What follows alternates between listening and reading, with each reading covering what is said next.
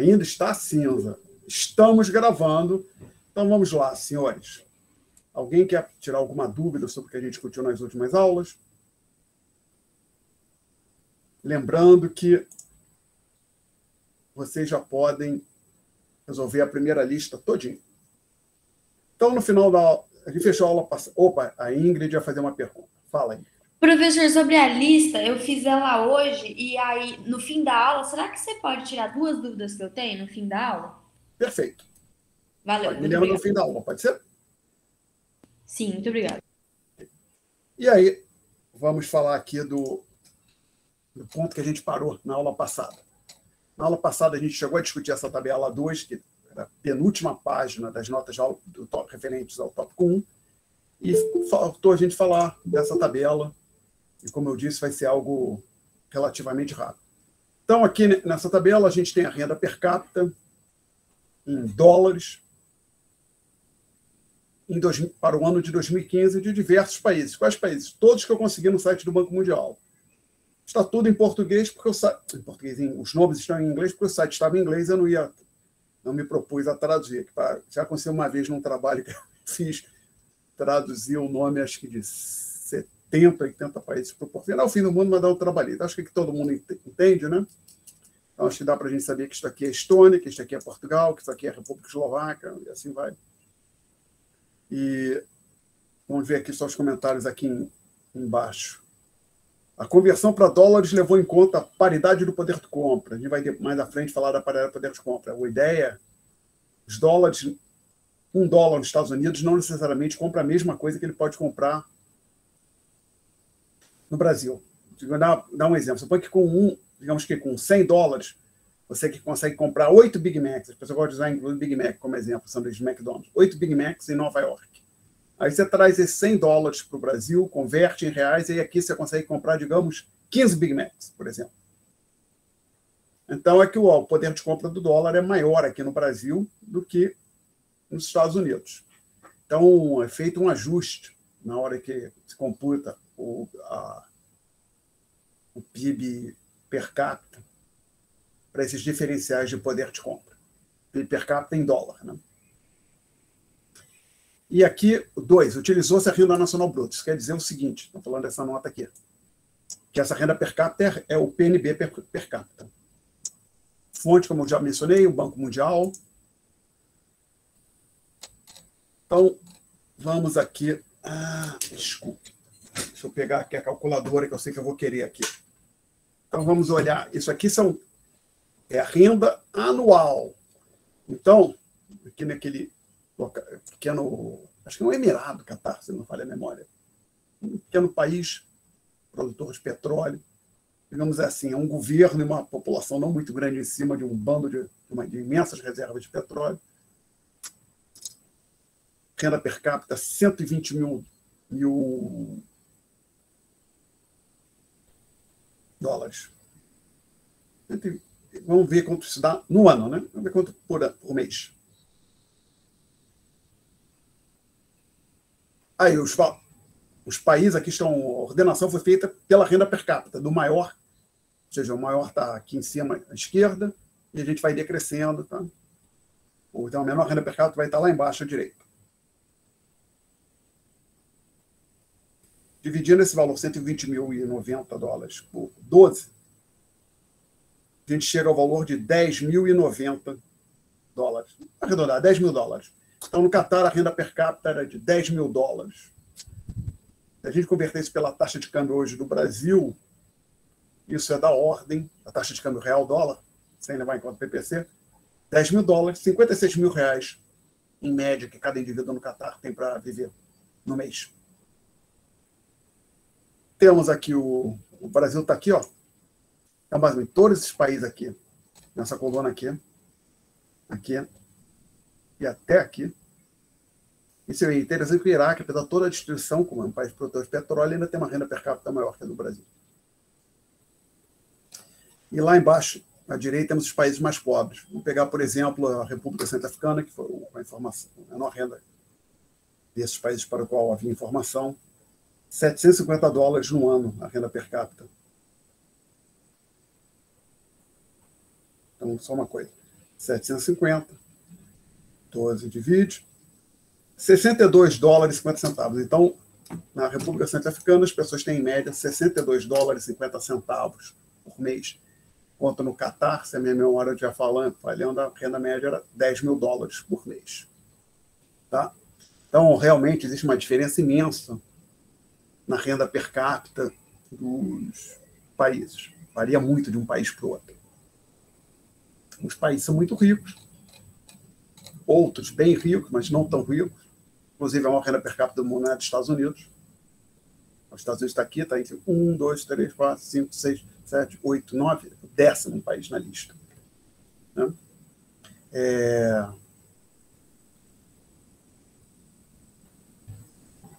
Um ponto interessante, a menos de um... Vamos aqui olhar. Catar, produtor de petróleo. Macau, uma cidade na China, que tem um status especial, como tinha, ou ainda, talvez ainda tenha, Hong Kong, mas Hong Kong está cada vez mais sendo incorporada ao sistema da China continental. Brunei, produtor de petróleo, mesmo para o Kuwait. Singapura, uma cidade-estado, chamados Tigres Asiáticos. Temos aqui os Emirados Árabes Unidos, produtor de petróleo, Luxemburgo, um país europeu, Suíça, Noruega, Estados Unidos, Hong Kong, Arábia Saudita, Irlanda, né, Dinamarca, Holanda, Áustria, Alemanha, Suécia. Tá? Então, eu vejo o seguinte ali. De forma geral, você tem países produtores de petróleo ou, assim, no topo, né, mais produtores de petróleo. Aí, se você desconsiderar esses produtores de petróleo como Catar, Kuwait, você tem democracias estáveis com economia de mercado. E o binômio, democracia estável, economia de mercado. Ok? Combinação disso. Você tem outros locais, como você pode dizer que há economia de mercado, mas não há democracia estável, possivelmente muitos deles não vão aparecer aqui. Algumas pessoas vão dizer que o Brasil tem economia de mercado, eu tenho minhas dúvidas, se é correto dizer isso. Mas, então, essa acho que parece uma condição necessária para um país esteja lá no topo, entre os mais ricos, ou para seja um grande produtor de petróleo, ou então tenha combinado democracia com política, instituição estável e economia de mercado. Não faz sentido ser uma jovem democracia. Inclusive, às vezes, já vi pessoas que deveriam saber melhor disso, enchendo a boca para falar o exemplo das jovens democracias, ou em democracias jovens. Qual o problema de uma jovem democracia, senhores? Por que eu estou sendo tão crítico assim? Só porque eu sou malvado? Tudo bem, eu sou malvado, mas por que eu não fico assim, nem um pouco seduzido com esse argumento? Vamos ver o que as jovens democracias estão fazendo. Por quê? Ninguém vai dar uma sugestão? Então, vamos lá. Também, às vezes é chato. Às vezes assim, a pessoa pergunta, né? Aí a gente faz a resposta, vai a pessoa diz que não é bem isso, aí vai estar, como é que vai para o YouTube? Olha, gente, o sucesso de uma democracia se mede também pela sua longevidade, né? Ok?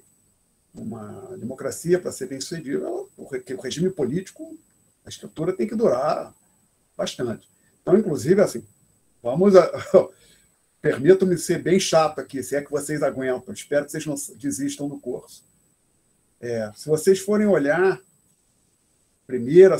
as grandes potências que participaram da Primeira e da Segunda Guerra Mundial, a menos de um lapso da minha parte, só duas saíram dali com seu sistema político essencialmente inalterado, com poucas alterações. Estados Unidos e Reino Unido.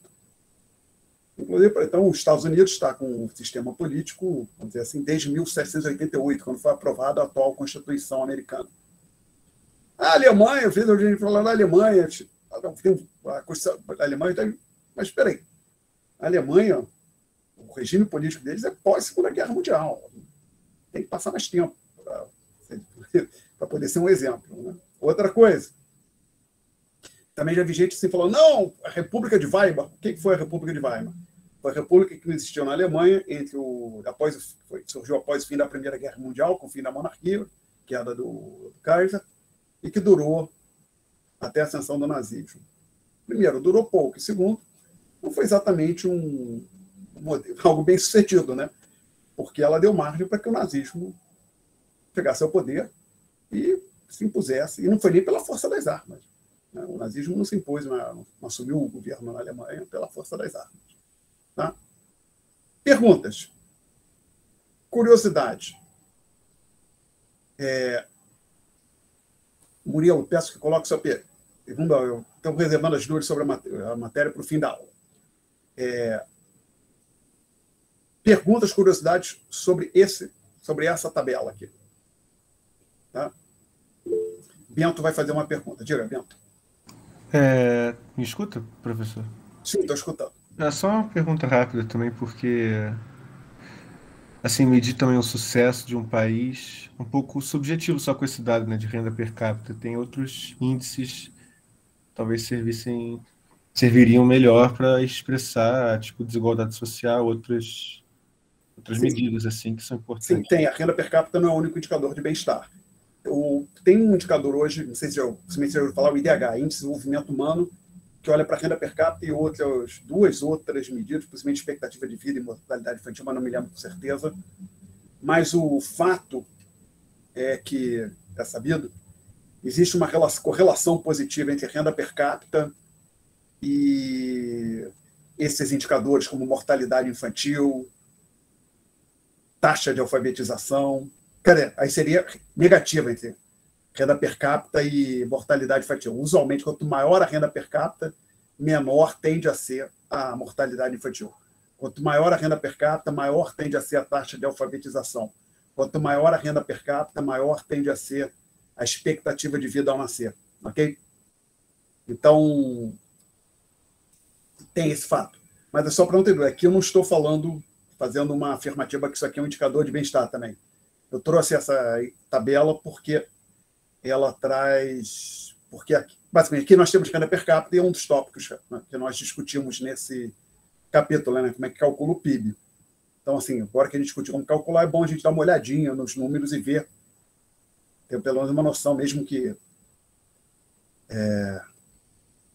não muito profunda, da situação de dos países no mundo. Tá legal? Mas, assim, a renda não é o único indicador de bem-estar. Você pode estar preocupado com igualdade, desigualdade. Também você quer olhar para indicadores como expectativa de vida ao nascer e mortalidade infantil, mas, como eu falei, quanto maior a renda per capita, melhor tem de ser a situação do país nos demais indicadores, como mortalidade infantil e similares. Eu respondi, Bento. Não, sim. É só que eu estava pensando no exemplo do Catar, que parece ser quase simbólico, né? Porque tem uma população pobre lá, enfim, logo o país com maior renda per capita. Enfim, eu não sei te dizer, sinceramente, eu vou te ser sincero, Bento, eu não sei qual é a situação das pessoas no Catar, não. Assim que veja, o problema é o seguinte: a desigualdade por si só, pelo menos, inclusive, assim, já que você está colocando. Lembro que uma vez, de um professor de matemática, infelizmente já falecido, o Elo, muito bom professor, me lembro que uma vez ele falou o seguinte em sala: pergunta aos alunos é meio que nem educação sexual. Você não inventa nada, mas não pode deixar nada sem resposta. Então, já que você está colocando esse ponto, que talvez tenha essa relação que eu pretendo falar ainda hoje, as pessoas se preocupam muito com desigualdade, tá legal? Eu, pessoalmente, acho que isso existe uma preocupação excessiva e equivocada com isso, agravado por um problema. Muitas vezes, o problema é que as pessoas começam a usar a palavra desigualdade ou igualdade, ou outras questões também, para falar de coisas que não são exatamente igualdade e desigualdade. Por exemplo, eu já vi gente que vem falar, que quer falar que não, estou preocupado com a igualdade, mas quando a pessoa faz as suas propostas de colocação, o que ela está querendo dizer é o seguinte: eu gostaria que todo mundo tivesse um mínimo de condições iniciais de competir. Por exemplo, eu estou preocupado com a igualdade, mas não, mas o que eu gostaria é que a gente aqui no Brasil desse educação pública de qualidade, gratuita, para todas as crianças. Isso não é igualdade. nem de oportunidade, nem de resultado, né? Tá claro? Você pode ter um sistema onde existe educação gratuita, de bom nível para todas as crianças, mas existem, por exemplo, escolas pagas, caras, com algumas coisas que não estão disponíveis no sistema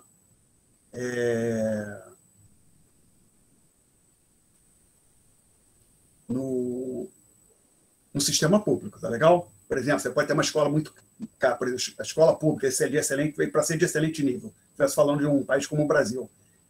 Todo o aluno que terminasse ali, o que a gente chama de ensino médio, né? O terceiro ano.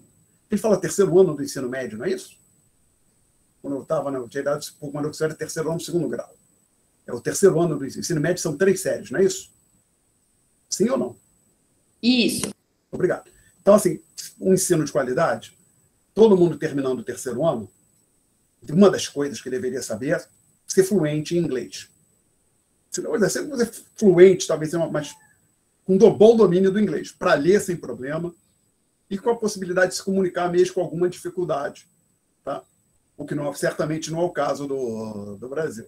Aí, mas você pode imaginar, nessa situação hipotética que eu criei, tem aí também algumas escolas privadas com ensino bilíngue, onde as aulas são em inglês ou as aulas são em francês, e além disso a criança, por exemplo, uma escola onde as aulas são em francês, mas também os alunos saem com domínio do inglês, tá? Uma coisa desse tipo. Bom, dito isso, por que eu estou dizendo que vamos tentar entender uma coisa sobre a igualdade. Considere a seguinte situação. País A. Tem dois. Vamos pensar, país A e país B, com 2 indivíduos. O indivíduo 1 e o indivíduo 2, tá? Claramente, o indivíduo 1 do país A não é a mesma pessoa que o indivíduo 1 do país B. Aí eu vou colocar aqui valores para renda. Tudo em dólar.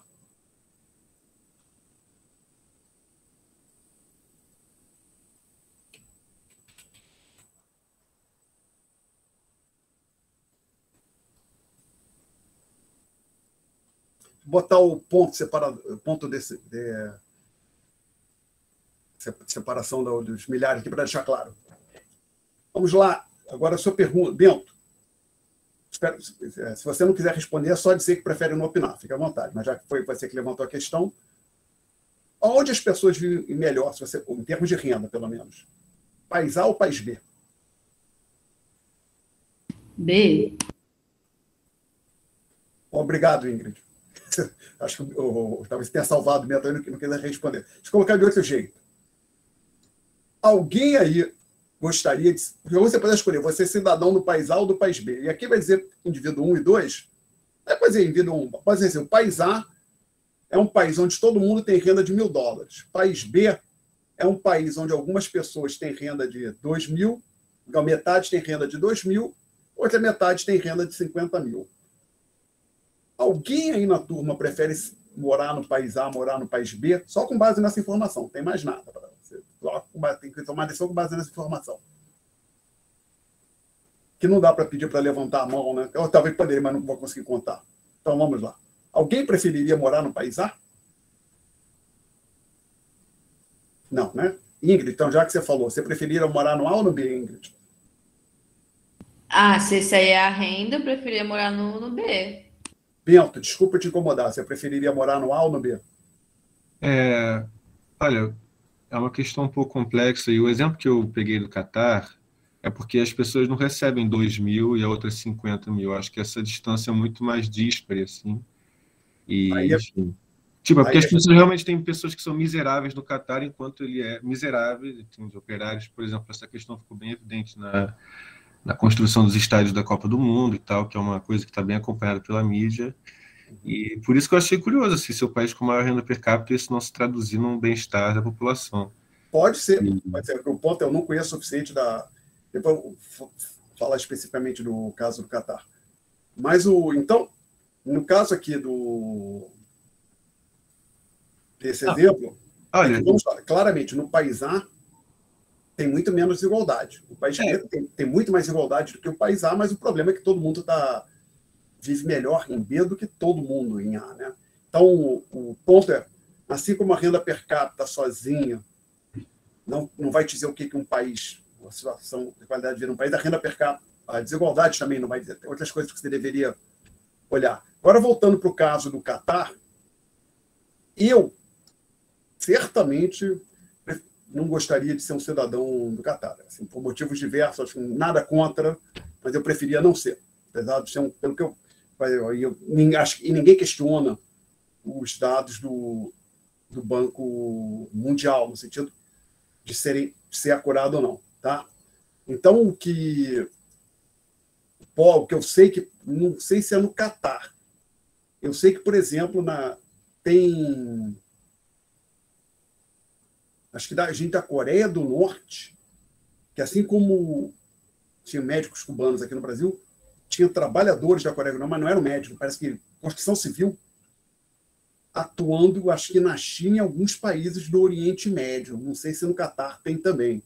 E a vida desse pessoal não é muito boa. Então, exatamente qual é a situação do Catar? Você tem um número muito grande de pessoas na pobreza. A gente pode até mais à frente dar uma olhada nisso. Possivelmente, se vocês me lembrar, quando eu tiver, ainda hoje, se tudo for como planejado, olhando uns dados de percentagem de pessoas abaixo da linha de pobreza, a gente pode ver. Tá? Agora, o ponto é, o pouco que eu sei, Catar não é caracterizado por aquilo que alguns chamam de Estado de Direito, que aqui meio que no Brasil chama de Estado Democrático de Direito. Pelo que eu sei, é um regime autoritário. Tá? Então, não é impossível que você tenha pessoas lá, vão ficar surpresos, na verdade, senão você pega o que você está falando, Bento, é exatamente isso, que são submetidas a condições que não seriam aceitáveis em sociedades, às vezes, muito mais pobres, como o Brasil, tá? E com muito menos menos garantido que boa parte dos trabalhadores brasileiros. Tá? Pergunta, gente. Aí tem uma da Beatriz. Ela pergunta, tem pegadinha? Não sei se era a tabela. Não, os dados são esses aqui. Não tinha intenção de ter pegadinha nenhuma. Tá? Mais perguntas, gente. Ok. Então, menos de um lapso da minha parte. Isso encerra a nossa discussão sobre o tópico 1. E aí, como eu falei, a gente vai discutir hoje um material que não tem nas notas de aula. Se tudo correr como planejado, eu vou disponibilizar aqui agora para os senhores. Como? Só um minutinho. Peraí. Aqui.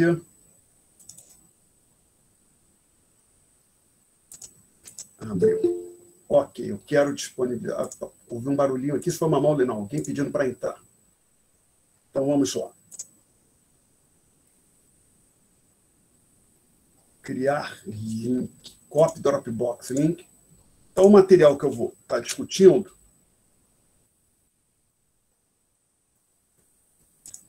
você pode pegar em Word, eu devia ter colocado PDF primeiro, me enganei. Só para ter certeza, é isso aqui. Sim. Basicamente, a primeira vez que eu falei, eu disponibilizei só o PDF, discuti esse material em aula, eu disponibilizei só o PDF, aí na hora ali percebi que as pessoas queriam, que é mais fácil copiar e colar do Word. Então, basicamente, eu coloquei ali no chat 2 links. Primeiro para um arquivo Word, o segundo para um arquivo PDF, o conteúdo é o mesmo, só que se você por algum motivo colocar preferir o PDF ou Word, ou Word e PDF, pode escolher qual você quer. É esse material que a gente vai discutir. Bom, por que a gente vai discutir isso? Tentar, de novo, diz respeito a uma variável PIB, crescimento econômico, também, queda per capita, o impacto do crescimento econômico sobre indicadores como expectativa de vida, taxa de alfabetização e assim vai. Um período, tendo visto a duração da nossa passagem na Terra, nossa, de cada um de nós, indivíduos, né? Não da humanidade como um todo. Relativamente longo, um período de 2.000 anos. Porém, tendo em vista aí, o tempo que o ser humano, a humanidade, está aqui no planeta, é um período, vamos estar falando de períodos curtos, para mim, de 200 anos para cá. Por que isso é importante? Gente, para quem tem TV a cabo, simplesmente clicando, navegando de um lado para outro, você vê alguns canais, tem, lembra que é o National Geographic, Discovery, o Animal Planet, que tem uns programas em vários desses canais, são 3, né? Eu vi mais 3, discutindo como é a vida, por exemplo, de predadores, como o lobo e leão. Falar aqui de leão, por exemplo. Leões, né? Não sabia. Uma coisa que eu descobri é que, por exemplo, um grupo de leões, normalmente eles controlam um território. Tem um território, não tem a mínima ideia da dimensão, você tem uma média, você tem uma ideia de quanto uma dimensão média que cada leão controla, na área média.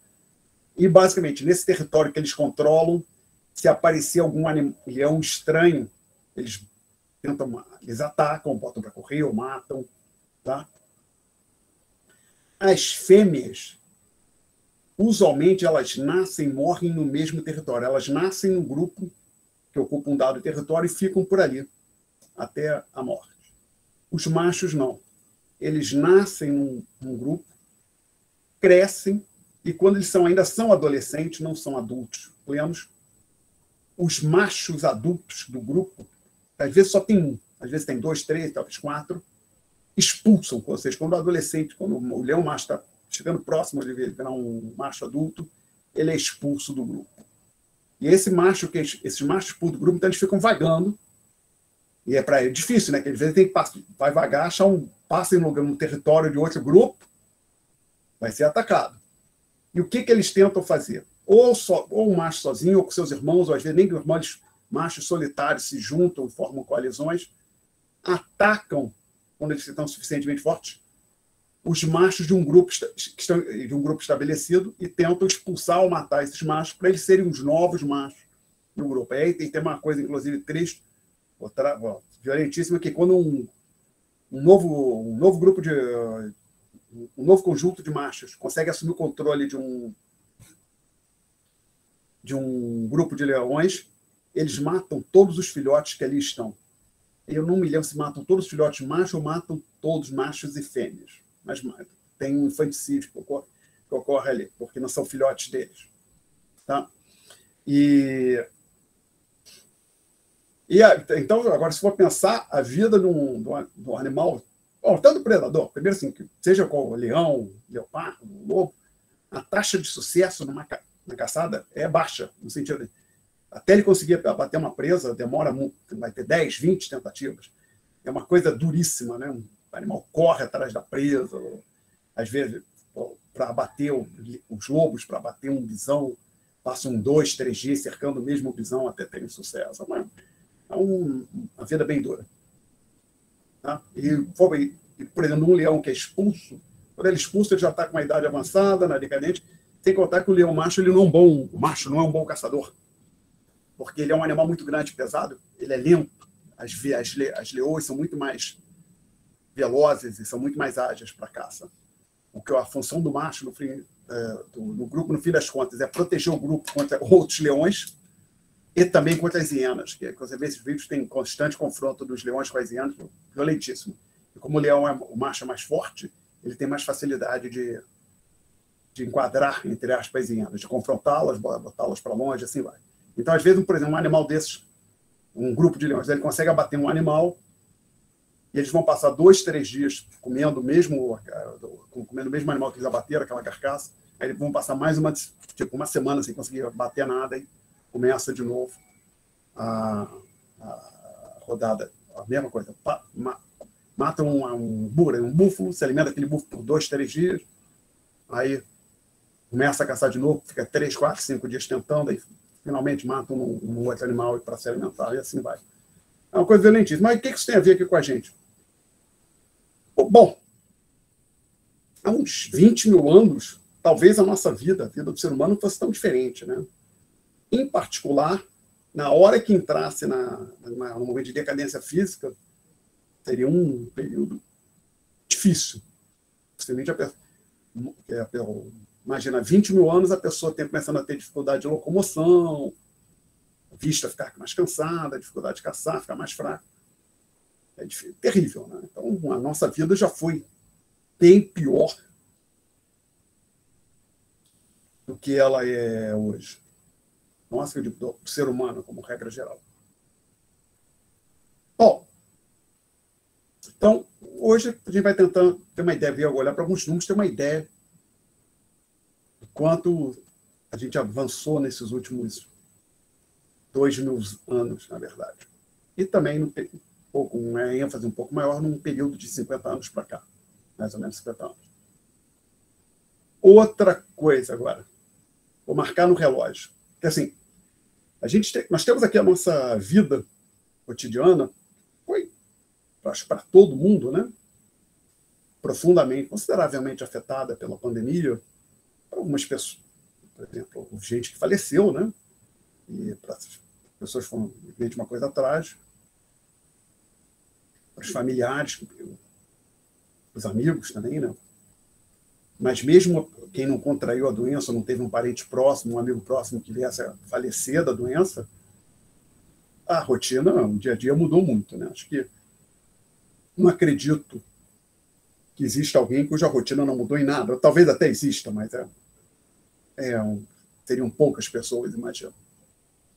Por exemplo, até há 2 anos, os senhores ainda não estavam na FRJ, tinham aula na sala de aula, normalmente, né? E agora entraram, que não na FRJ, possivelmente, talvez estejam tendo uma ou outra disciplina presencial agora. Aí até estou curioso, vocês chegaram a concluir o ensino médio de forma presencial, como regra geral, ou tiveram que concluir o ensino médio de forma online? Qual foi a situação? O que aconteceu? Foi presencial. Alguém falou, mas ficou um pouco baixo. Natália disse presencial, né? Então, imagino que vocês conseguiram concluir tudo de forma presencial. Que a pandemia começou ali no começo de presencial. De 2020, vocês estavam concluindo, então, o ensino médio, fazendo o Enem no final de 2019, imagino. Tá. Bom. Agora, então, mas, apesar de toda essa mudança, ainda assim, a gente, se for pensar, independentemente dessa mudança, a maneira que nós vemos hoje se apoia em bases bem frágeis. O que você quer dizer com isso, Alexandre? Que a gente depende, para viver do jeito que nós vivemos, nós dependemos, não podemos orgulhar isso, mas da economia, do funcionamento do sistema econômico. Vou fazer aqui um pequeno exercício. Eu vou marcar, quando eu falar, a gente vai começar a contar 20 segundos. Quando eu falar, a gente vai contar. E durante esses 20 segundos, que eu vou ficar em silêncio, os senhores vão tentar imaginar o que seria a sua vida se tiver, por exemplo, o que aconteceria aqui no Rio de Janeiro, ou na cidade que o senhor reside, se a gente tiver uma greve de caminhoneiro que dure 60 dias. Se você quiser mais amplo. Para tudo. A economia para completamente. Quando a economia para, o supermercado não abre. A fazenda que se produzem carne, ovos, as fazendas são produzidas carne, ovos, elas vão parar. Transporte de mercadoria de um lado para o outro vai parar. Eu vou ali no Mercado Livre. Não tem Mercado Livre, não. Então, pensa aí, por 20 segundos. 60 dias com a economia completamente parada. Tá? Pronto, comecei a marcar.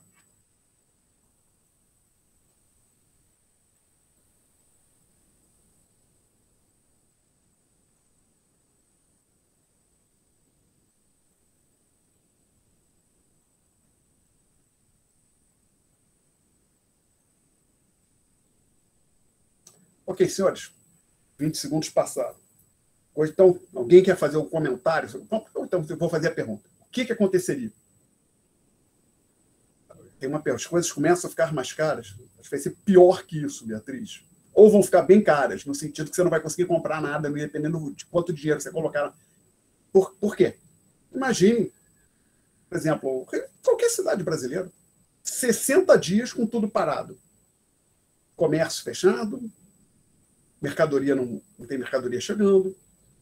Outra coisa, abastecimento de água na sua casa, energia elétrica. Por quantos dias você acha que a companhia que fornece eletricidade, a companhia responsável por água, pode ficar? Quantos dias essas companhias podem ficar paradas sem que o abastecimento de energia elétrica e água entre em colapso? Mais, coleta de lixo.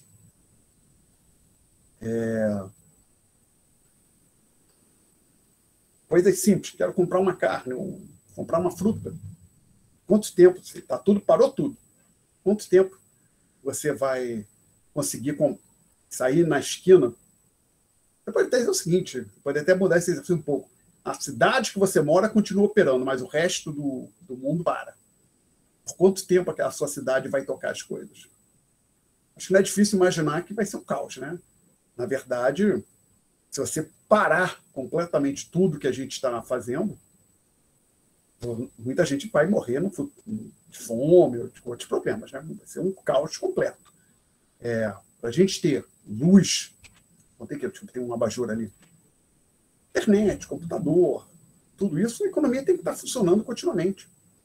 Não vai ter se parar. Só isso. Porque o ser humano, o fato nós trabalhamos para modificar a natureza e ter recursos. Todas essas coisas que nós consumimos. Se for pensar, nós consumimos muita coisa. Mesmo que você não se dê conta. Consumindo. Continuando. Por exemplo, eu estou aqui com as luzes acesas, estou usando a energia elétrica no meu computador, a empresa que fornece o acesso à internet está usando energia elétrica, um bando de coisa. Né? Perguntas, senhores? Bom, então, vamos agora dar uma olhada nos números. Parte dos dados que eu vou discutir vieram deste livro aqui, Contornos da Economia Mundial de 1º a 2030 depois de Cristo, ou seja, esse livro é de 95, eu acho. Então, parte do que tinha para os últimos anos, né, seriam previsões. O autor chama-se Angus Maddison, é um especialista no que se chama História Econômica Quantitativa, fazer um esforço para mensurar variáveis como renda per capita no Império Romano, expectativa de vida nascida no Império Romano, e assim vai. Então, primeira coisa que eu vou trazer aqui, esse gráfico. Renda per capita em dólares de 1990. Coloquei, tem comentário, ano base 1990. A preço de 1990. Ok? E renda per capita mundial. Fonte dos dados, o texto do Maddison. Aí, quem quiser ver o livro na Amazon, tem um link para ele. Aqui. Então, o que a gente tem aqui? Observem que do ano 1 até o ano 1000, a renda per capita do mundo ficou essencialmente estagnada. Aí, nos 500 anos que seguiram, até 1500, houve um crescimento, um pequeno crescimento. Aí cresceu mais um pouco e dispara a partir de 1820. O que estava acontecendo aqui em 1820? A chamada Revolução Industrial. Então, aqui, após a Revolução Industrial, é que o padrão de renda, a renda per capita começou a crescer. Tá? E muito. Muito. Então, às vezes, não, saímos do capítulo 10. Já encerramos o capítulo 10. Eu cresci acreditando que o mundo estava ficando pior, que as pessoas estavam ficando cada vez mais pobres e assim vai. Está errado. Não é isso que acontece. Depois, como a gente colocou quando discutiu os dados do Brasil, dos Estados Unidos, todas as economias têm tendência de crescimento, algumas, às vezes, qualquer uma tem recessão temporária, mas tem uma tendência de crescimento ao longo do tempo.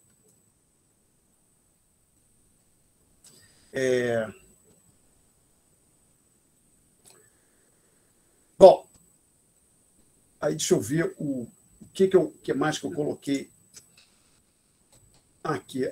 Perdão, tem mais uma coisa aqui, desculpa, que eu quero abrir. Tá. 3 coisas que eu gostaria de trazer nesse gráfico. Então, vejam o seguinte. Como eu já falei, nesses primeiros 1000 anos, renda per capita essencialmente estagnada. Aí, passamos com a C60 para 667, do ano 1000 para o ano 1820. Daqui desse retângulo para este retângulo aqui.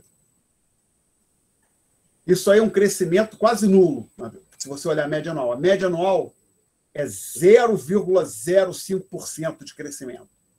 É uma taxa bem modesta. Particularmente quando a gente compara com o que acontece depois. Agora vem o item, terceiro comentário que eu faço. Que a gente olha de 1820 em diante. Olha, para comparar com 2003, a renda média, que é a renda per capita, se multiplicou por um fator de aproximadamente 10. Isso, em termos anuais, corresponde a uma taxa de crescimento médio de 1,25%. Então, vamos lá. O que a gente tem? 1000 anos de estagnação, seguidos com 820 anos de crescimento bem modesto, um crescimento acelerado após 1820. Sim, Ingrid, é um conteúdo adicional. Perguntas? Bom.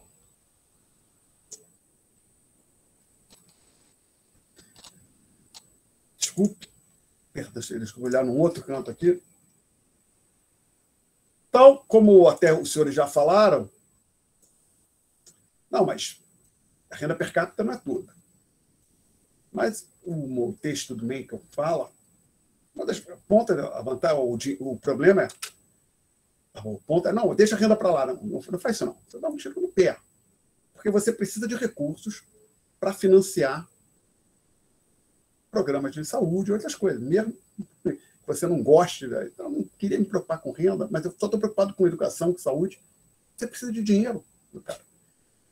Fazer aqui uma pergunta, então, para os senhores. Por exemplo, se eu estou estudando relações internacionais, os senhores deveriam estar preocupados com questões militares também, né? Diplomacia, não é isso? Como é que é? A guerra é diplomacia por outros meios, ou a política é guerra por outros. Tem umas frases desse tipo, né? O poderio militar dos Estados Unidos, entendeu? Se não é muito grande ainda, é o país militarmente mais poderoso do mundo ainda. Vem da onde? Da população grande? Que população grande tem relevância militar, né? Também. Então, assim, um país com uma população grande, ele consegue, em termos numéricos, construir um exército maior do que um país. Tem bastante de montar um exército maior do que um país com a população pequena, né? Então, a população chinesa contribui para o seu poderio militar. O poderio militar dos Estados Unidos vem da onde? Principalmente. Economia, meus caras. É riqueza. Fala dos Estados Unidos ser um país com PIB, basicamente são, lembra duas coisas, PIB per capita e PIB. PIB é o total. Então, assim, tem países, como a gente viu aqui, como a gente estava falando Catar, que tem um PIB per capita imenso, mas militarmente esse país nunca vai ter a relevância que tem, por exemplo, os Estados Unidos. Por quê? Porque o Catar é um país pequenininho, população pequena, então ele tem um PIB modesto, apesar de ter um PIB per capita elevado. Então, o poderio militar dos Estados Unidos vem também decorrente do seu poderio econômico. E é uma coisa que você vai olhar os dados, é uma coisa impressionante. Os Estados Unidos tinham até recentemente, no começo do governo Trump, acho que 6 porta-aviões. Eu acho que agora já tem 10, eu estava indo para 12, eu não sei. Porta-aviões nucleares. Porta-avião nuclear não quer dizer que ele tem bomba nuclear, não. Quer dizer o tipo de energia. Eu nem sabia porque descobri recentemente que a vantagem de ter uma embarcação se movida a energia nuclear é que ela pode ficar muito mais tempo no mar sem necessidade de ser reabastecida, esse tipo de coisa. Então, por exemplo, submarino nuclear, que o Brasil quer ter, o submarino nuclear ele pode ficar meses embaixo da água, enquanto o submarino a diesel tem que subir a cada 2, 3 dias, coisas desse tipo. Aí, estou falando de maneira aproximada, estou longe de ser expert em questões militares.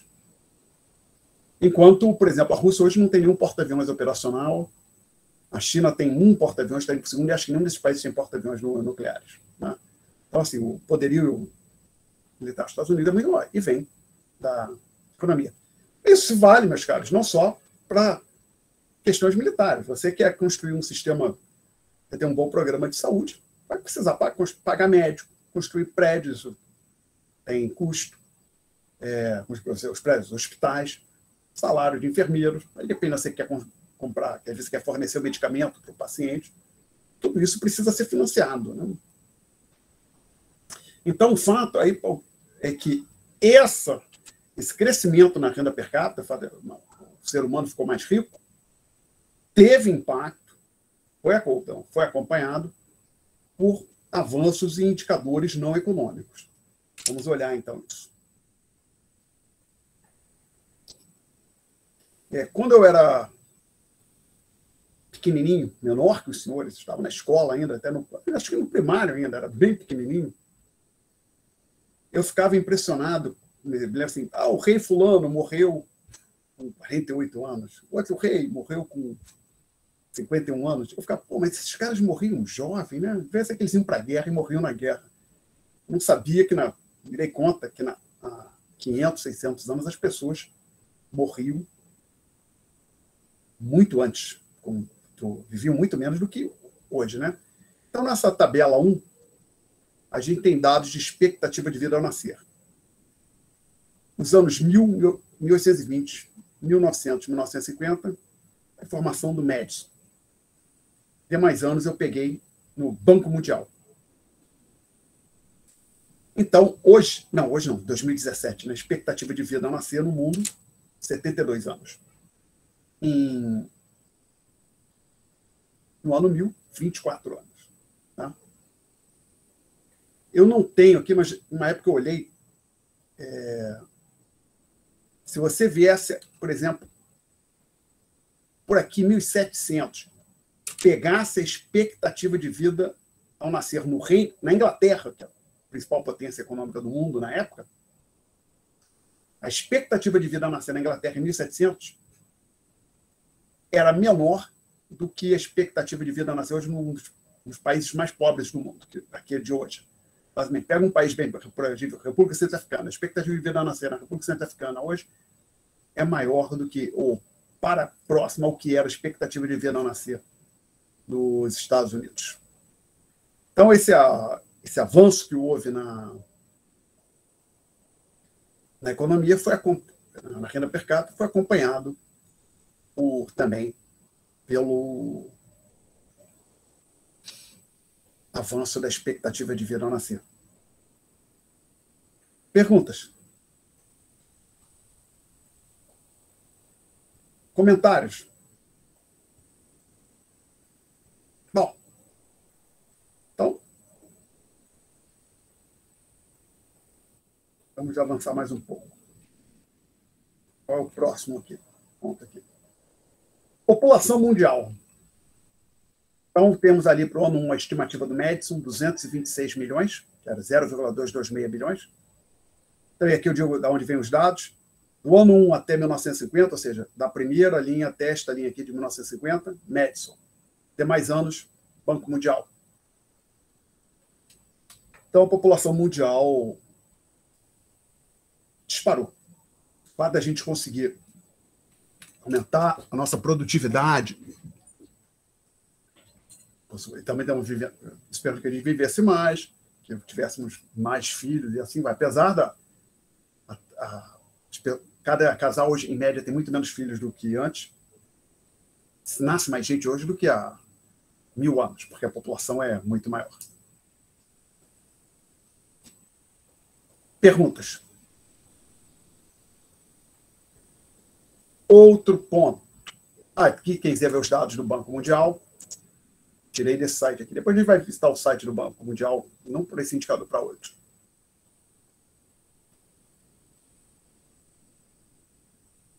Agora vem aqui um ponto interessante. População urbana versus população rural. Porque, não sei se eu cheguei a falar aqui nessa disciplina, você me falei. Pensa bem, senhor. Até o exercício a gente fez no começo. Ou em algum momento nessa aula, por 20 segundos, vamos pensar o que acontece se todo mundo parar, a economia parar completamente por 60 dias. Não vai ter alimento, não vai ficar assim. Porque uma das coisas que, se for pensar, colocar de outra forma. Há 2.000 anos, qual era a chance de uma pessoa que vivia há 2.000 anos... Então, eu não vou botar mais um pouco, há 2.000 anos já havia cidade, já existiam cidades. Então, vou usar mais no tempo. Tá? 20.000 anos. Qual era a chance de alguém que viveu há 20.000 anos não viver colado à fonte de água, próxima à fonte de água e de alimentos? Vivia, por exemplo, a 50 quilômetros da sua fonte de água e sua fonte de alimentos. Qual era a chance? Provavelmente zero, né? Há 20.000 anos, todos os seres humanos tinham que viver próximo do local onde ele conseguiu a sua comida e a sua água. Então, eu vou pensar, mas eu também estou próximo, eu estou aqui no mercado. Eu estou querendo dizer, é o local de produção, né, gente? Eu também moro próximo, eu faço questão, eu adoro comércio. Sou preguiçoso, não tem essa de eu morar longe de onde eu vou no mercado, não. Na minha fonte de alimento. Eu estou falando local de produção. Tá? Mas, não é nada mais, meus caros, imagine o ganho que foi para o ser humano poder se descolar do local de produção dos alimentos. Né? Uma coisa assim. Isso que permitiu que a gente tivesse cidades como Rio de Janeiro, Paris, Tóquio, Seul, Washington. Cidades menores também, como Campinas, como aqui no Brasil.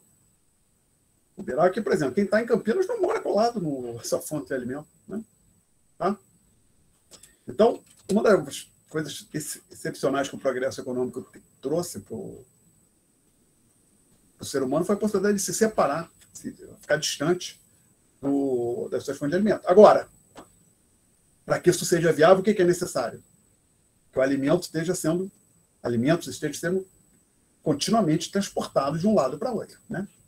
O alimento tem que sair do local que ele é produzido, gerado, e chegar nos polos de consumo. Né? Por exemplo, São Paulo, cidades como São Paulo, Belo Horizonte, Rio de Janeiro, Tóquio, Paris, Londres, Berlim, assim vai.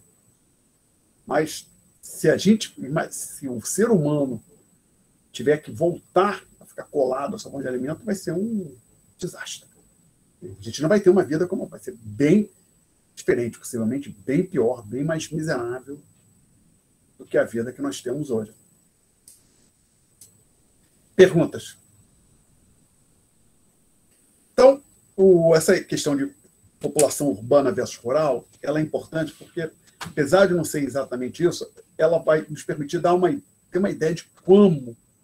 Primeiro, vou pensar, produção de alimentos, via de regra, podemos, a grosso modo, assumir que é feito nas zonas rurais. Né? Porque, por exemplo, tem uma colônia de pescadores, para quem não sabe, existe a Praia de Copacabana, para quem não é do Rio, todo mundo deve conhecer, tem a Praia de Copacabana, no posto 6 da Praia de Copacabana tem uma colônia de pescadores até hoje.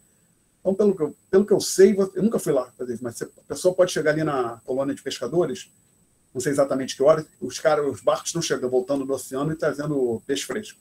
Então, você pode ir ali comprar um peixe bem fresco na colônia de pescadores do posto 6, em Copacabana. Então, tirando essa exceção, por exemplo, uma colônia de pescadores na beira de uma grande, na praia, numa grande cidade, a grosso modo, a gente pode assumir que a produção de alimento, carne, laticínios, verduras, frutas, se dá na zona rural. Né? Mas o pão precisa da farinha, que vem da onde? Né? Então, grosso modo, a produção de alimentos é essencialmente uma atividade rural. São inteiramente, boa parte dela. Então, vamos ver o que a gente acha aqui nesse site do Banco Mundial. Idealmente, até eu conseguiria montar uma tabela como esta aqui. Por exemplo, 10 anos com informações bem antigas do Madison e completando com os dados do Banco Mundial. Não consegui. Eu consegui algumas informações do Madison, mas uma tabelinha que nem essa, no livro do Madison, a gente não tem. Então, vamos lá. Eu preciso abrir aqui um navegador de internet. Se foi minha privacidade. O navegador de internet está aqui na tela. Pronto.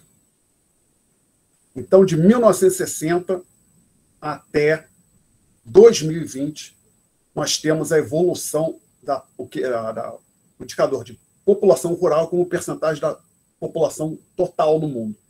Então, tem uma tendência de queda, claramente, se eu olhar aqui para mim, vem caindo. Em 1960, segundo o Banco Mundial, aproximadamente 66% das pessoas viviam em áreas rurais. Agora, em 2020, esse número caiu para 43%. Então, o ser humano vem, como esses dados mostram, de 1960 para cá, ele vem continuamente migrando das áreas rurais para as cidades. Inclusive, se afastando das regiões onde o alimento é produzido. Mais um ponto, aplicação dessa tabelinha aqui.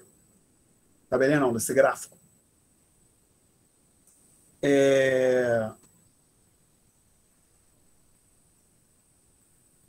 Se você aceitar como uma primeira aproximação que essa distribuição entre população rural e população urbana também é a distribuição de trabalhadores no setor rural, trabalhadores nas cidades, que não é exatamente a mesma coisa, tá? Você pode imaginar o seguinte, tem muita gente vivendo no campo, mas todo mundo é criança, todo mundo aposentado. Então o que eu queria dizer é o seguinte, o fato de 66% das pessoas estarem vivendo no campo não garante que 66% dos trabalhadores tinham empregos no setor primário. Vamos tomar isso como uma aproximação, tá?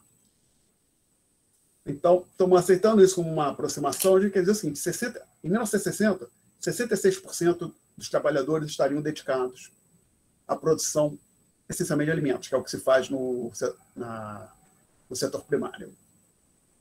Não exatamente, por exemplo, produz couro também, né? Couro não é alimento. Outras coisas também não são alimentos, vou tomar como uma primeira aproximação. E agora, 43%. Isso, para pensar, é uma coisa fantástica. Quer dizer, veja bem, o que eu falei, você pode achar esdrúxulo, mas me conceda que tem alguma relação, que, por exemplo, eu estava falando de leões no começo, o que um predador como o leão, o lobo, eles fazem? Caçar, comer e dormir. A vida do animal daqueles é se dedicar a obter alimento, quando não está indo atrás procurando alimento, ou ele está se alimentando ou está dormindo. É quase que, grosso modo, isso. E, tristemente, a vida do ser humano há 20 mil anos não imagino que fosse muito diferente. Seria isso. Se dedicar à produção de alimentos e se alimentar e descansar. Hoje, não. Hoje, a gente tem cada vez mais pessoas, como percentual da população, cada vez mais pessoas, uma percentagem cada vez maior da força de trabalho, se dedica à produção de coisas distintas de alimento. Notebooks, filmes, livros, e outras coisas que nós desejamos consumir. Perguntas? Então, deixa eu ver aqui. O que mais que eu tenho, além desse...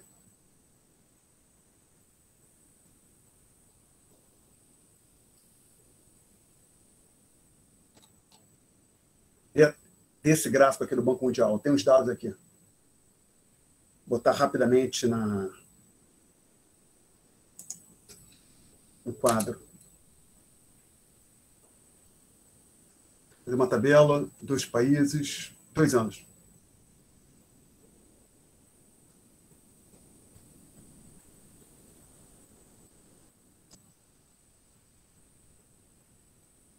Em 2003. Então, o livro do Madison não é de 95, deve ser de 2005, 2010, talvez.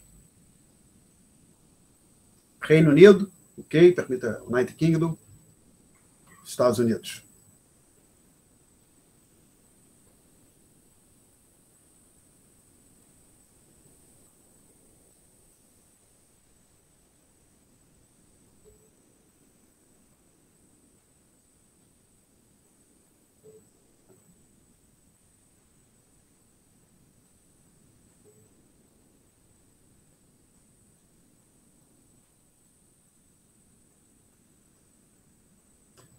Acho que não tem uma tabelinha, você tem que ler o livro para achar.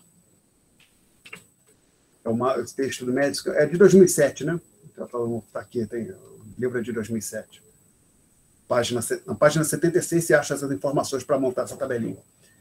O que são essas percentagens que eu coloquei no quadro?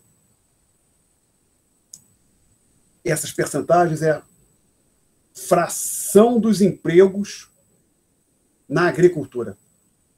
Então, Reino Unido, em 1820, 37% dos empregos eram gerados na agricultura. Eram empregos no setor agrícola. Em 2003, apenas 1%. Estados Unidos, 70% em 1820, 2003, apenas 2%. Inclusive, a Revolução Industrial, como você sabe, começou no Reino Unido, demorou mais chegar nos outros países, inclusive nos Estados Unidos. Tá? Então, aqui em 1820, o Reino Unido já estava bem mais à frente dos Estados Unidos no seu processo de industrialização. Então, você tem realmente um indicador. Você olha para um número, para essa evolução desse número, é uma coisa impressionante, né? Como que as pessoas, o ser humano pode parar de se dedicar à produção de alimentos para produzir outras coisas. Né? E não que a produção de alimentos tenha caído, continuamos produzindo. Na verdade, produzimos muito mais alimentos. Porque, se a gente voltar um pouco aqui, em 1820, a população mundial era de 1 bilhão. Bem ou mal, era preciso alimentar 1 bilhão, aproximadamente 1 bilhão de pessoas. Enquanto o dado do MEDS ali é 2007, né? Então, pegar isso aqui 2010 como uma aproximação, enquanto ali em 2010 precisava alimentar aproximadamente 6,9, dizer que em 2007 fosse 6 bilhões e meio de pessoas, né? População de 6 bilhões e meio. Né? Então, a produção de alimentos cresceu muito. Apesar de ter o percentagem da força de trabalho que se dedica à produção de alimentos, tem caído. Perguntas? Bom.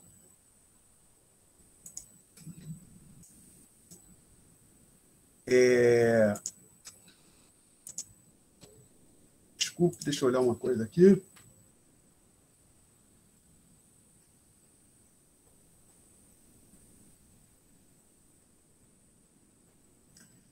Agora vem o último... Não é o último, não. Um ponto importante. A gente poderia pensar aqui o seguinte. Tudo bem, estamos avançando como um todo, mas estamos olhando para médios ou indicadores globais. Pode acontecer, por exemplo, de ter até um grupo grande de pessoas, 95% da população mundial está melhorando, mas tem um grupo, 5%, que está ficando cada vez pior. Então, o ponto é, colocando assim. Alexandre, não estou nem um pouco impressionado com esse seu gráfico aí, pelo seguinte. Tudo bem, a média está aumentando, tem um bando de gente que está vivendo melhor, mas olha ali para os 5% mais pobres. Eu tenho certeza que os 5% mais pobres daqui vivem muito melhor do que os 5% mais pobres que aqui estavam. Ok, em tese, não é impossível, mas de fato, se for começar a pensar, mas olha a evolução dos indicadores. Expectativa de vida macia, depois a gente vai ver outra, mortalidade infantil, a chance disso estar acontecendo não é alta. Mas então, tem um indicador, a gente vai olhar aqui, que sugere que isso não é, possivelmente isso não está acontecendo. Vamos lá. Vamos olhar para pessoas vivendo abaixo da linha de pobreza. Que é a percentagem da população mundial vivendo com menos do que $1,90 por dia. Todos os dados são do Banco Mundial. São dólares ajustados para a inflação, ou seja, ano base 2011, tá legal? Então, tudo avaliado a preço de 2011 e levou-se em conta também a paridade de poder de compra, PPC, que eu já falei aqui. Fonte Banco Mundial. Então vamos lá. Tira da tabela. Percentagem da população mundial que vive com menos do que $1,90 por dia. antes vamos tentar entender o que é isso. Fechei aqui o quadro, permita-me reabrir. Deixa eu botá-lo aqui, ver se eu não fecho mais. Tem algo chamado, um conceito, linha de pobreza. Você define de forma arbitrária. Basicamente, tem um valor aqui. Se você fazer comparações internacionais, você vai definir um valor em dólar. Você poderia, pensando no Brasil, definir um valor em reais. Aí você pode fazer por dia, por mês. Tá? Aí você diz o seguinte: quem tem uma renda maior ou igual que X está acima da linha de pobreza. Quem tem a renda igual ou abaixo de X está abaixo da linha de pobreza. Tá certo? Então, essencialmente, isso chama, que eu estou falando aqui, linha de pobreza é um corte, um valor que você define e diz: quem está aqui ou acima está acima da linha de pobreza ou não é pobre. Quem está abaixo é pobre. E a definição é arbitrária. O que você vai definir como pobre ou não. Tá? Agora, eu já vi até uma vez eu vi uma discussão, não foi acho que exatamente num local que se destaca pelo rigor científico. Acho que foi em posts no Facebook, a discussão é assim: não, mas o problema, assim, alguém falou, não, estamos melhorando. E alguém, não, mas tem cada vez mais pobre. Não, mas estamos melhorando e o problema é que estão puxando a linha de pobreza para cima.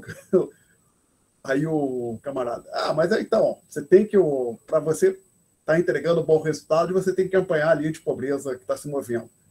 Né? Bom, mas veja bem, meus caros, o simples fato de você dizer que a linha de pobreza está subindo é já uma sugestão de que está havendo algum progresso. Que, se antes você dizia, quem não tem... a pessoa, por exemplo, um dos critérios para você definir que a pessoa ser pobre era não ter celular. Aí hoje você vai dizer, não ter, todo mundo tem celular, ninguém mais é pobre, então você muda. É não ter um celular com banda larga também de graça, alguma coisa, um plano à base de dados, uma coisa assim. Tá? Mas o ponto central nisso é essa definição arbitrária. Eu não vou aceitar, pegar aqui o Banco Mundial, que é uma instituição que tem várias pessoas lá capazes para lidar com essa questão de pobreza e bem-estar, apresentou essa linha de pobreza de $1,90 por dia. Então, o que o Banco Mundial está dizendo? Que em 1981, 42% da população mundial estava abaixo dessa linha de pobreza. Claramente, só olhando para a tabela, você vê que tem uma tendência de queda, e até que chegou ali em 2015, 10% das pessoas apenas viviam com menos de $1,90. Então, a percentagem da pessoa abaixo da linha de pobreza está diminuindo. As pessoas estão indo para cima. Ou seja, à medida que a economia do mundo, as economias do mundo vão crescendo, termos per capita, as pessoas vão sendo jogadas para cima da linha de pobreza. Talvez até a renda dos mais ricos esteja crescendo mais, mas o fato é que mesmo lá embaixo você tem crescimento. Tá? Bom, aí, alguém quer fazer uma pergunta sobre a tabela? Aí, desculpe, tem uma pergunta antiga da Beatriz, sobre a precarização do trabalho rural. Você perguntou se seria devido à precarização do trabalho rural, essa migração do campo para a cidade? É isso? Não, provavelmente não, porque inclusive isso acontece em países desenvolvidos. Tá? Parte grande é que as oportunidades estão surgindo nas cidades. Basicamente, você for pensar quais são as novidades que surgiram recentemente. Não foi se for lista os 10 produtos mais importantes que você viu surgir na sua vida. Celular com internet, tablet, ou sei lá o quê. Esses novos recursos vão gerar emprego onde? Nas cidades. Empresas que ascenderam recentemente, por exemplo, quando eu era jovem, não se falava em televisão LG, TV Samsung, computador, notebook Samsung, nada disso. Essas marcas, relativamente, todas elas, essas empresas vão gerar empregos urbanos, né? Tá? Então, não é necessariamente a precarização do trabalho, que, pelo contrário, se for pensar, o trabalho rural hoje é bem menos árduo, em boa parte, em muitos lugares, do que era há 200, 300 anos. Por quê? Porque as pessoas têm tratores, ceifadeiras, vários equipamentos, né, que não existiam antes. Muitas coisas tinham que ser feitas de forma estritamente manual, para hoje. Hoje já existem existe maquinário para fazer esse trabalho. Bom, então vamos dar uma olhada no site do Banco Mundial, que inclusive eu peguei com já de 2015, parei aqui em 2015, mas possivelmente agora, se eu não já fiz essa tabela há uns 2, 3 anos, possivelmente já tem algo mais recente.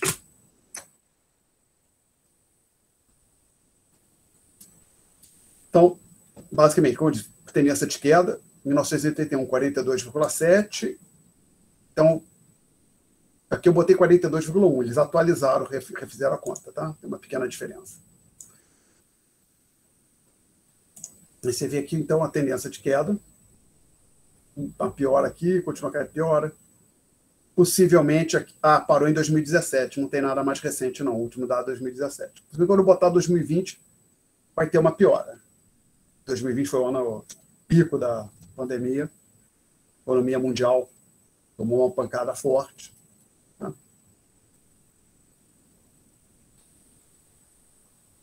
Inclusive aquele site do Banco Mundial, você acha dados por países. Por exemplo, a gente pode jogar aqui o Brasil, vamos ver o Brasil. Não tem a série completa, tem alguns buracos, mas então aqui foi crescendo, aqui nessa época estava uma crise econômica muito forte, aí começou a recuperar, caiu, voltou a crescer aqui, depois do plano cruzado, aí, e veio caindo gradualmente. Essa retomada aqui, ó, crise econômica começou em 2014, 2015. Então, só para ter, aqui é bom que ilustra uma coisa. O que aconteceu, então, no final de 2014, último trimestre de 2014, a economia brasileira estava entrando numa recessão, que são 2015, 2016, foi, se não a mais forte, a segunda mais forte, foi uma recessão muito forte para a história brasileira. Né? Tá? Foi um desastre, realmente, para o Brasil. O que aconteceu? A pobreza aumentou. Tá? A pobreza aumentou. E até agora a gente não conseguiu, aqui são dados de 2019, voltar para esse patamar que a gente estava em 2014. Tá? Possivelmente aqui, estava aqui em 2019, deve subir mais um pouco devido à pandemia. Possivelmente isso vai acontecer. Quando liberar o dado de 2020, a gente vai ver até essa informação lá. Aí o Murilo quer fazer uma pergunta ou fez um comentário. A definição da linha de pobreza, eu falei, é arbitrária, é subjetiva. Você pode, basicamente, tem algum critério para você definir esse 1,90. Basicamente, se 1,90 você pode comprar isso, ter tantos ovos, alguma coisa assim, tá?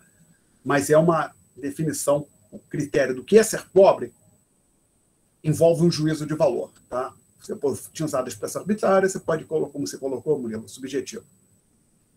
E aí dizer que a fome vem crescendo no Brasil, vem a partir daqui. É isso que eu estava falando aqui. Basicamente, a fome tinha deixado de ser um problema no Brasil, parece que, infelizmente, depois que a gente entrou na crise de 2014, a recessão que começou no final de 2014, infelizmente, isso aconteceu no Brasil. Então, dizendo que tem piorado. Mas a piora a partir de 2014, final de 2014, é um problema do Brasil, não é mundial. O que vai ser um fenômeno que vai afetar todos os países quando os dados saírem, possivelmente vai ser uma piora em 2020. Porque a pandemia afetou todas as economias do mundo, praticamente. Mais perguntas, gente? Bom, então o próximo item que tem aqui. Tem aí o outro que vão só entrar no site do Banco Mundial. Vamos olhar, por exemplo, mortalidade infantil.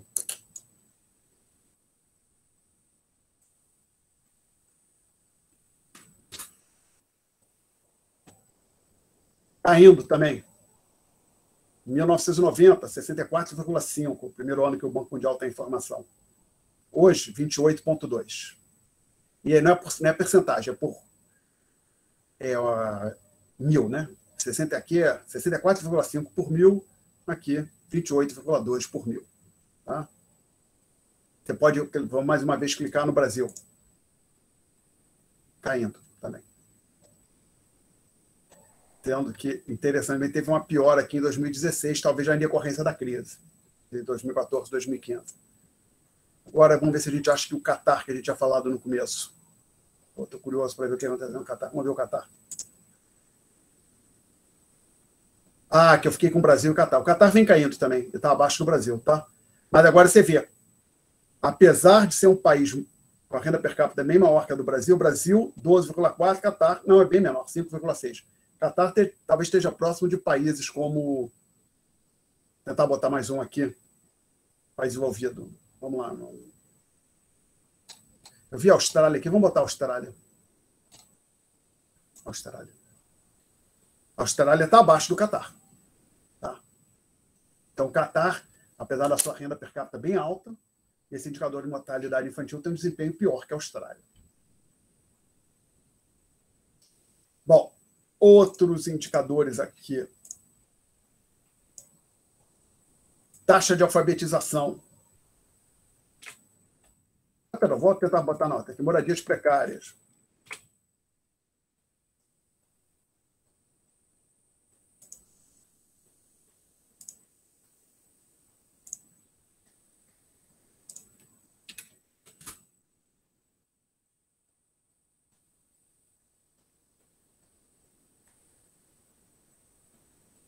Sim, slums, a tradução politicamente correta seria favela. Tá? Então, quer dizer, uma taxa de favelização.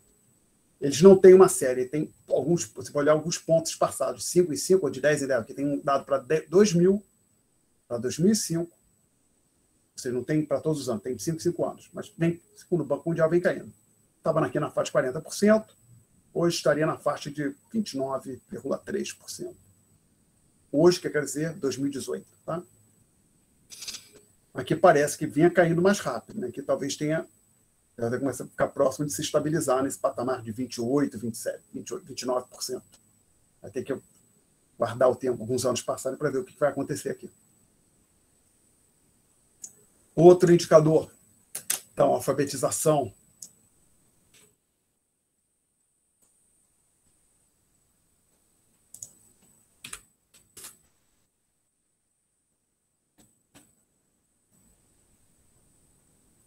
Taxa de alfabetização crescendo também 67% em 1976 e hoje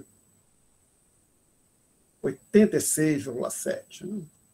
Tá? Crescendo. Então, o analfabetismo vem gradualmente caindo. Talvez venha a ser erradicado lá na frente, né? Torcer. Tá? Coisa muito triste a pessoa não saber ler. Então, ele tem alguns outros indicadores, você pode ver aqui. Tem por país também, vamos colocar só o nosso Brasil aqui. O Brasil está esparçado, tá? Tem aqui, vem caindo também.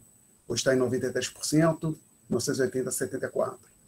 Vamos agora, curiosar, olhar o Catar mais uma vez.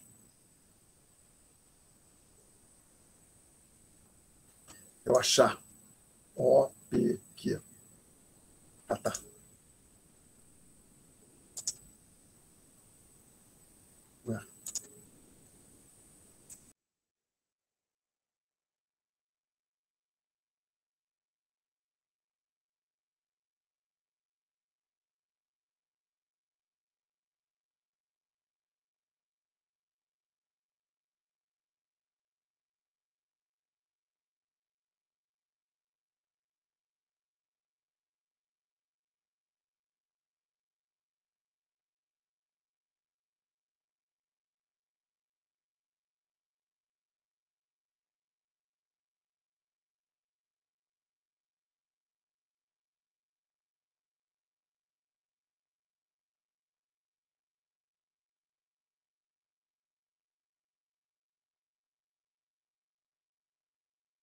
Prof, a gente não está te ouvindo, professor.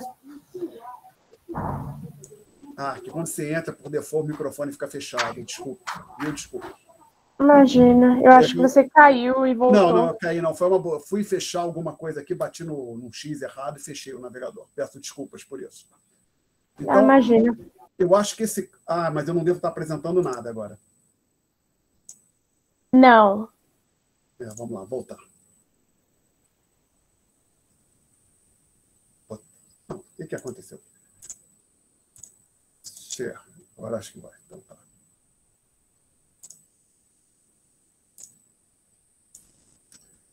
Então, essa tela já tinha aparecido aí antes de eu sair, que era a taxa de alfabetização no Brasil e no Catar? Já. Tá. Então, eu acho que eu estava ali falando, só não me dei quando tinha saído. Então, olha aqui o Catar, aqui é o Brasil. Deixa eu tentar tirar o Brasil. Ver se eu consigo tirar o Brasil e ficar só com o Catar aqui. Não sei, agora eu não sei como é que faz para tirar. Vamos ver se eu vou ter sucesso. Batendo aqui se ele sai. Não. Deixa eu ver o Catar aqui.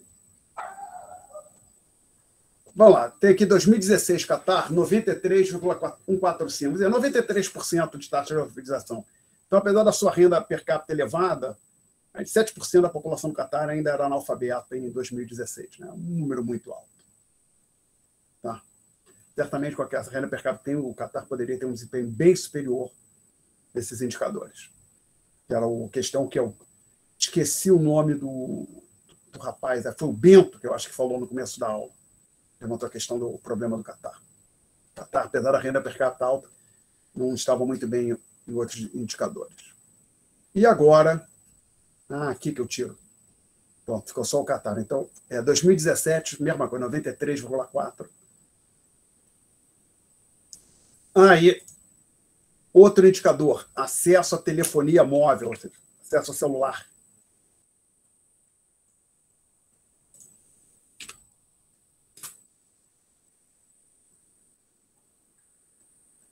Obviamente, aqui ninguém tinha, em 1975, seu telefone celular, se existia, era uma coisa muito residual. Aí começou a surgir aqui na década de 90 e disparou.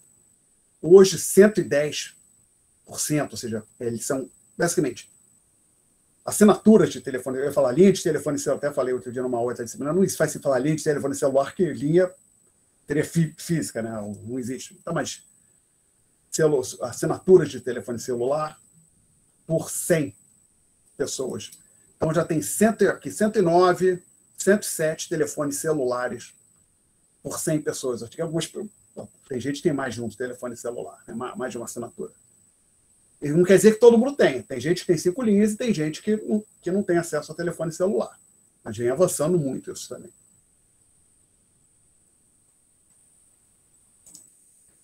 Acesso à internet. Esse não está mais disponível. E aqui, acesso à rede elétrica, a pessoa tem acesso à eletricidade.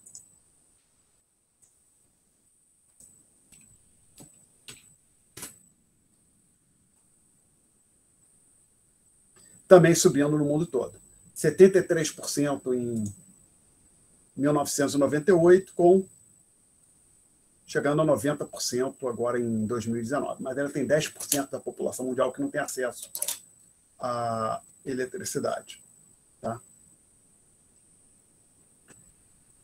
Ok, permita-me dar uma olhada nesses comentários aqui.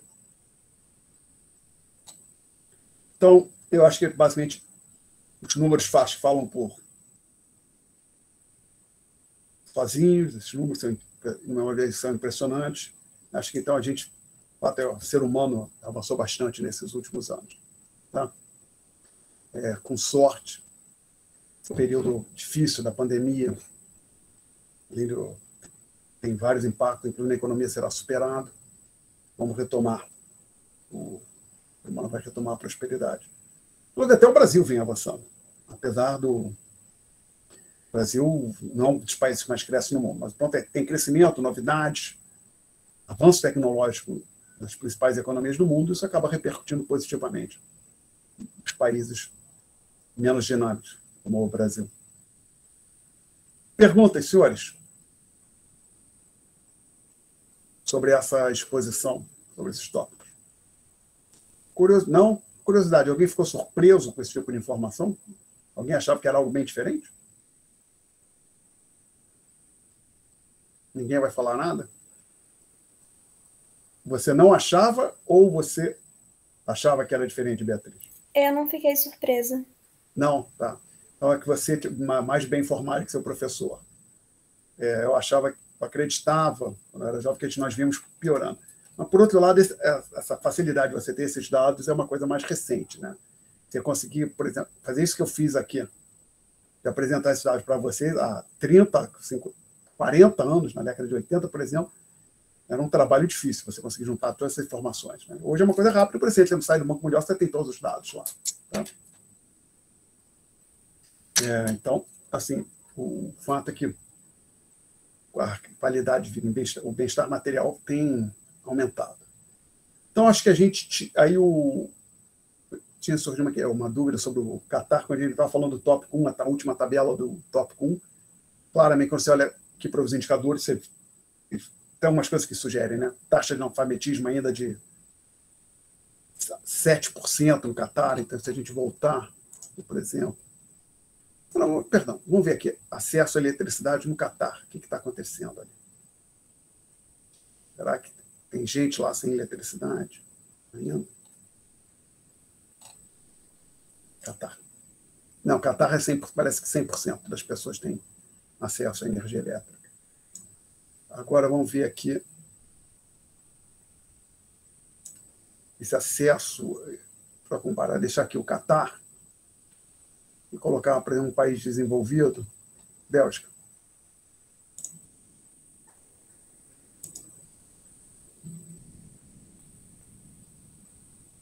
Cadê a Bélgica? Não tem nada? Tirar o Catar. O que aconteceu com a tabela? A Bélgica, eles não têm dado. Acho que possivelmente já passou de 100%, então eles simplesmente ignoram. Canadá. Eu acho que basicamente esses países, eles nem colocam mais que somente deixou de ser um problema o analfabetismo. Posso estar errado, mas que é essa a explicação. Ok, senhores, nós ainda temos 10 minutos até o final da aula de hoje. Então, eu ia encerrar essa apresentação. Como eu disse, isso não tem nas notas de aula, é aquele material que eu disponibilizei um link no chat, que acho que antes de eu cair no começo da apresentação, peço desculpas pela minha fuga da sala de aula, fui absolutamente involuntária. Alguém quer fazer uma pergunta, então, sobre isso que a gente discutiu aqui agora, esses dados? Professor, sobre isso não, de outra coisa. É matéria, né? Eu já ia abrir para isso. Então, se ninguém vai falar nada sobre matéria de lista de exercício, ninguém vai pedir para tirar dúvidas sobre esses tópicos, eu vou passar para as dúvidas da lista, que pelo menos uma aluna, no caso a Ingrid, gostaria de tirar dúvidas da lista. Diga, Ingrid. Professora, a minha dúvida é referente ao capítulo 10, na parte de problemas e aplicações, no que diz respeito à perguntinha 4 e 5, quando tange no assunto de percentual, variação de percentual do PIB nominal, PIB real, deflator do PIB, etc. Eu não entendi muito bem. Uma coisa de cada vez. Desculpe. Você está abordando a minha coisa, só que você foi muito rápido. Eu tenho que primeiro achar aqui o capítulo. Esse capítulo 10, sobre o PIB, de problemas e aplicações. Problemas e aplicações. Aí, questão específica. Aí, na pergunta 4, a D eu não entendi, porque ela está perguntando sobre porcentagem de taxa de pergunta crescimento. 4B de bola está perguntando o PIB real de cada ano, não é isso? 4D. 4B de bola. D de dado. D de dado, 4D. Qual é a porcentagem de taxa de crescimento do PIB real do ano 2 para o ano 3? Aí vamos ver o que eu coloquei no gabarito. Eu só devo ter posto o número. Problemas e aplicações, 4D, eu botei 25%. Tá? Então, mas eu não cheguei, não sei como chegar nesse resultado. Vamos lá. Porque observa o seguinte, no item B, nessa pergunta... desculpe. Vamos lá, gente. Então, estamos falando aqui, a lista 1, problemas e aplicações, questão 4, não é isso? Isso. No item B, a gente foi pedido PIB real. E a menos de um lápis da minha parte, as respostas são 12, 16 e 20. E aí, no item D, pede a taxa de variação percentual. Tá? Então, daqui para cá, memória de ver é 25%, se você calcular, basicamente fazer a conta. 16 menos 12 sobre 12 vezes 100. Tá? E dá inteiro 25%. Tá? E daqui para cá, 20%, se eu não estiver confuso. Você faz essa conta. Deixa eu olhar o gabarito.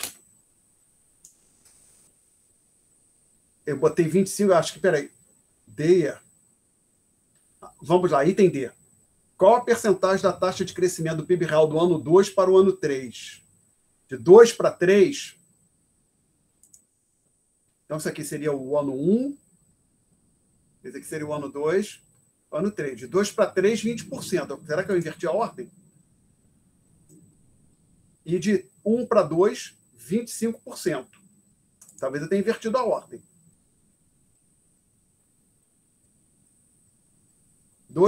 Item D, pede de 2 para 3. Ah, não. Eu misturei tudo. Vamos lá.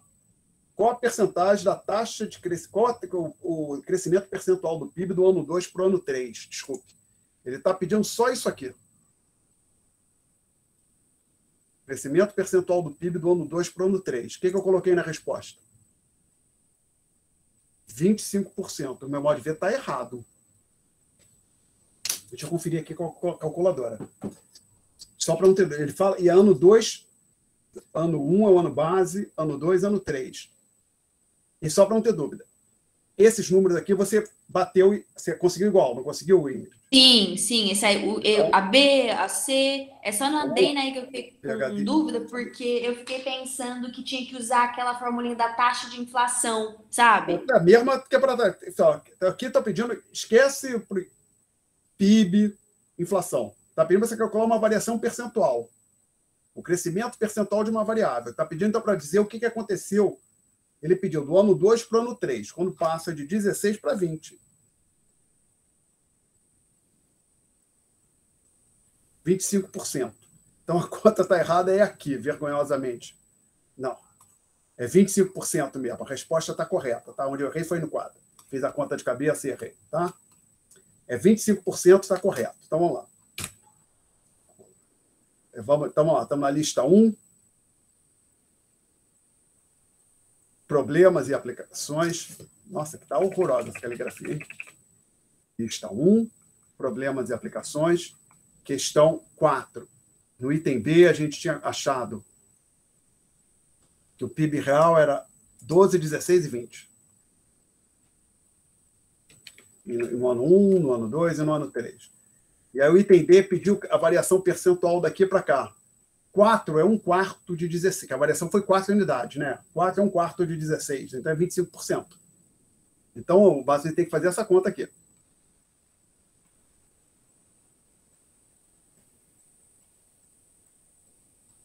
Ou seja, vai ser 4 sobre 16, que é 1/4.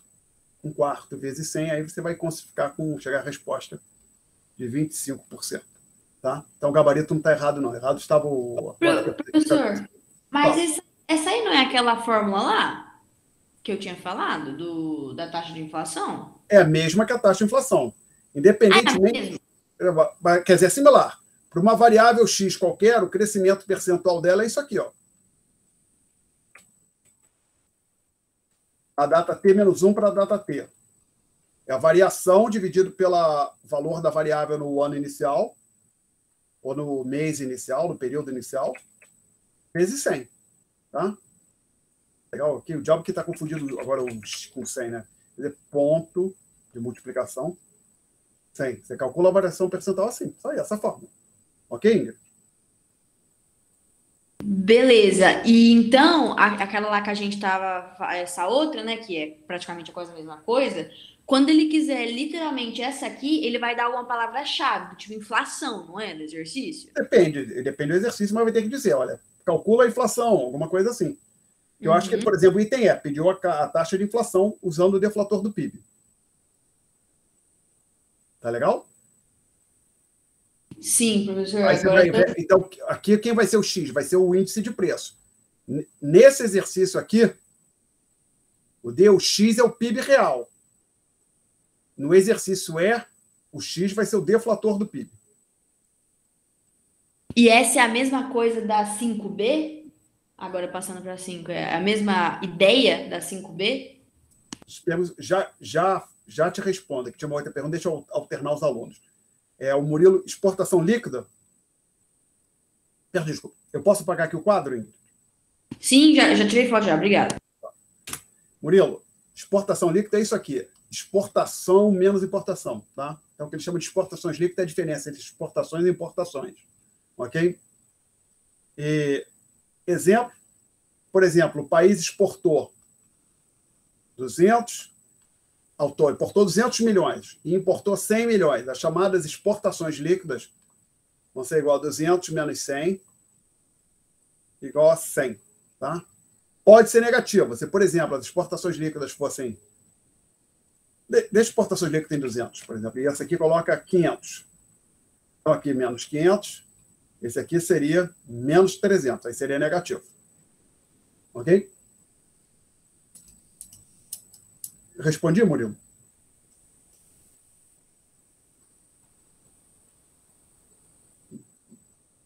Bom, então, vou assumir que foi respondido. Aí, qual é a sua próxima pergunta, Ingrid? Questão 5. Professora, deixa eu só confirmar a letra. Eu tirei aqui da página. É a 5B. 5B. B de bola ou D de dado? Isso, B de bola. B de bola. 5B de bola.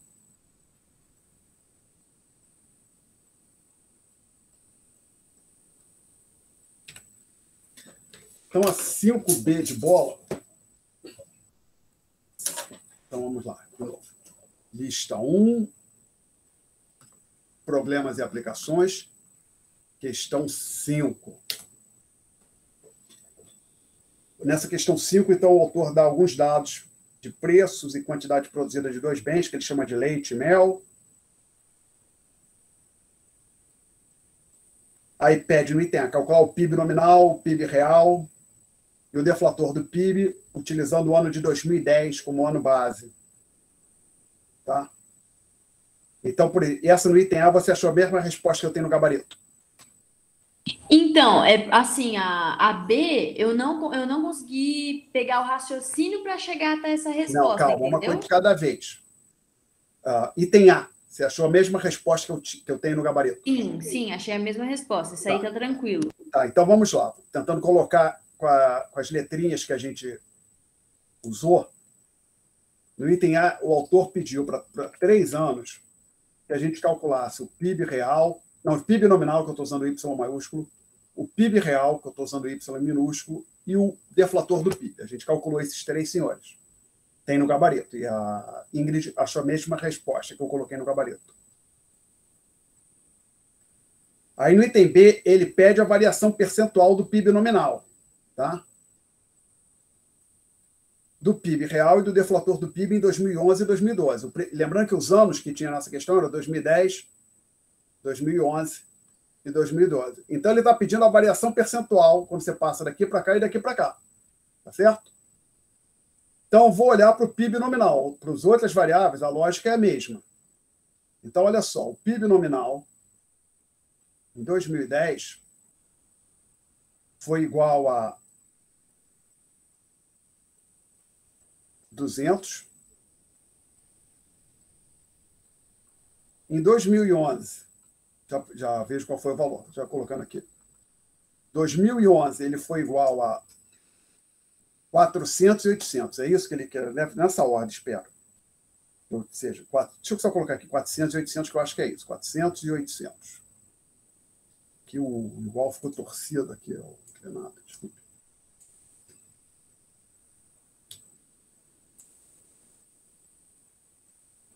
Tá? Aí ele pede, nesse item B, como eu te falei, a variação percentual do item B, ele pede a variação percentual das 3 variáveis, do Y, do Yzão, do Yzinho e do P. Eu vou fazer do Yzão, mas agora eu olhei também ter sido a melhor escolha, porque é muito fácil. Qual é a variação percentual daqui para cá? 100%, né? Dobrou. E daqui para cá? 100% de novo, né? Espero que tenha isso no gabarito. Item B, 100% para o PIB nominal, 100% PIB nominal. Tá legal? Ok? Então, basicamente, você tem que fazer é aplicar... Aqui no caso nem precisou aplicar a fórmula. Então, eu só olhei e vi. Dobrou, isso é mais 100%. Mas se fosse para aplicar a fórmula, seria aquela lá que você passou para a gente da variação, isso, né? Essa aqui. Das variáveis, né? Assim. Ah, então tá bom, agora foi. Obrigada. Tá? Mais perguntas, gente? Aí o Murilo voltou. Murilo, o conceito é até exportação líquida, quer dizer o seguinte: todas as exportações, não é só de soja, de tudo, menos todas as importações. No livro é isso que ele está dizendo. Tá? Não está só pegando só soja, só banana, só computador, não. Tudo. Total das exportações menos total das importações. Mais perguntas, senhores?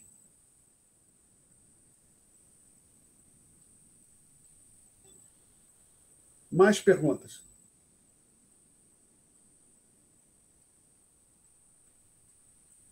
Então, acho que eu estou parando por aqui hoje. A gente se vê na... Obrigada, professor.